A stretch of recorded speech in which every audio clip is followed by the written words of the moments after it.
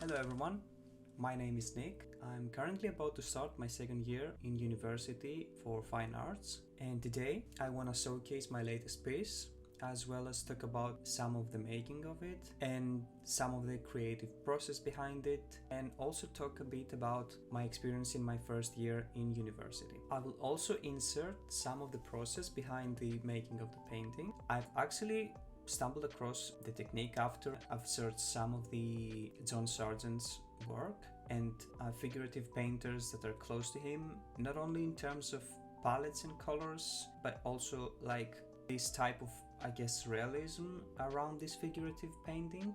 It's always something that drew my eye, both aesthetically, and I think that I've always gravitated towards this type of painting, as you can probably tell, I guess.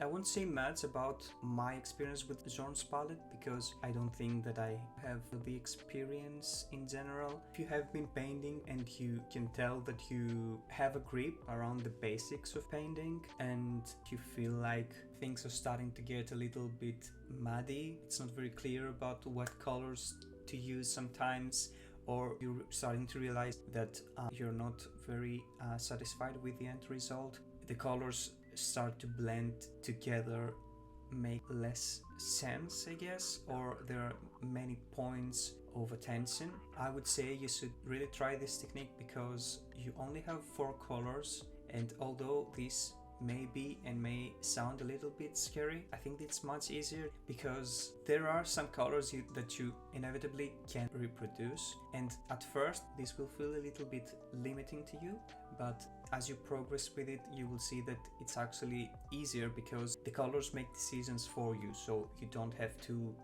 think too hard about it.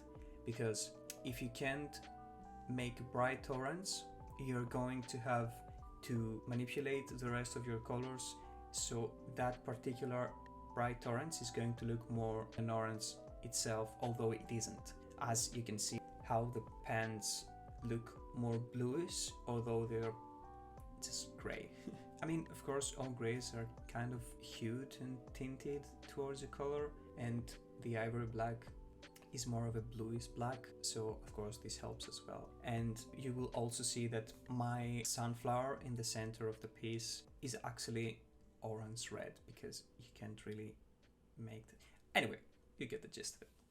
So as for the process itself, I feel like it worked out fine. I guess the only problem I had was I realized like 2 or 3 times that my values are maybe a little bit too light, and I had to tone down the whole painting. If I can give any word of advice, I'd say that you should really start as dark as you can get. And also I think that this technique really helps you with categorizing what is dark, what is mid-tone, and what is light. If you can control this part, I think that this technique will really resonate with you as it did for me. So for the creative process and the reason I chose this theme, I guess, our house is pretty much decorated with this kind of paintings, both in terms of being more of a figurative painting decoration. I think the color palette is not far as well. So I decided to set up my own photo shoot with the help of my friend who posed for it, and I ended up having maybe 3 or 4 different concepts and photos that I could draw from and paint. The reason that I decided to go for something that I've directed and I've kind of made from scratch, although I guess the aesthetic is a little bit borrowed because, of course, let's be real, I wanted to go for something a little bit old-like, maybe rustic, but with a contemporary fashion in it. As you can tell from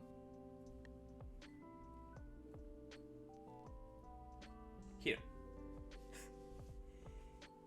I've actually started painting digitally. I still do, although I don't exclusively do it as much. Taking screenshots from people from Instagram or Pinterest and try to recreate them kind of felt a little bit bad. I didn't really know exactly why this felt bad until one of my teachers in my university explained to me that when you're drawing inspiration from a picture that is already taken by someone else, this takes away some power or control you have over what you're painting.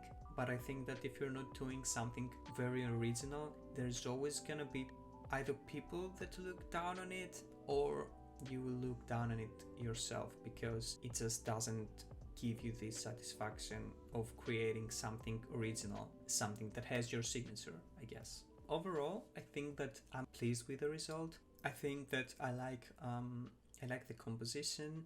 I'm not 100% sold on the colors, but yeah, so let me talk a little bit about my experience in my first year in art school. If you're thinking into going into art school and it's not really a matter of money or time for you, and it's just you don't know if it's worth it, I'd say I can't really talk about all the fine art universities in the world, but I think that the greatest thing that the university has to offer to you is probably the everyday friction you have with other artists. And I'm not really talking that much about teachers. Having a place where you're going to go to work on your art stuff, and you're going to see other artists work on their own, and you're going to see their work, and you're going to talk with them about more artistic stuff and news. This is probably 80% of the advantages and the knowledge and experience you're going to take from art school. Is having a place that that you can go there and you can work on anything you want, because as you can probably tell, I'm working in my bedroom when I'm not there, and let me tell you, this is not the best decision to make, especially if you're working with all mediums as I did. Although I don't really use white spirit or turpentine, I'd say that this is not a good idea. So yeah, if you're thinking into going into art school, honestly, don't expect too much.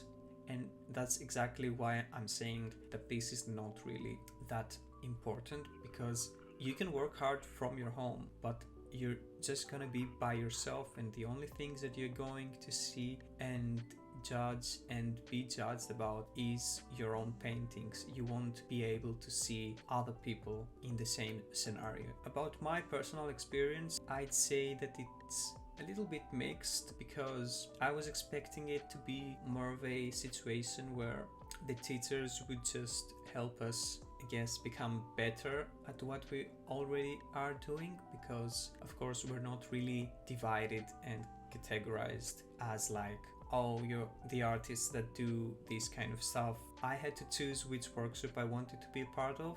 There are actually 8 workshops in my university. 5 of them are focused on painting, and I'm in one of them. And one of them is for sculpture, one of them is for printmaking, and another one is for new arts. So this means like digital art, video making, photography, etc. I started making art as a digital artist at first, although I wouldn't call myself an artist. But anyway, so I decided to go for traditional painting because it's better to learn to paint and then apply this to any media you want to use. You can paint with oils, you can paint with acrylics, you can paint with pastels, you can paint with anything, right? Instead of focusing more on learning programs, I decided to focus more on learning how to paint, and then I learn the programs. Although I kind of have a small idea of how to use Photoshop, and I've already been using Procreate. So at the end of each semester, we're being evaluated with the work that we showcase there. So you can either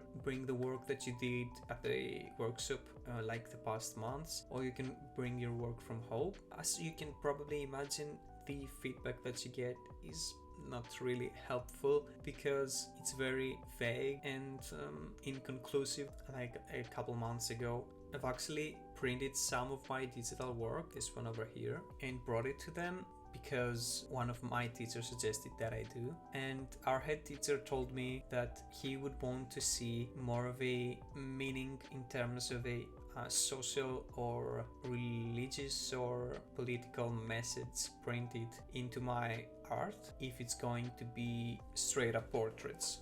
I really felt kind of bad about it because this is not really the reason I do art for. And of course, the feedback that you get is just like there to help you. You're not really supposed to take it by the book. It's more of a, this is my opinion. and I don't really think I will follow this advice.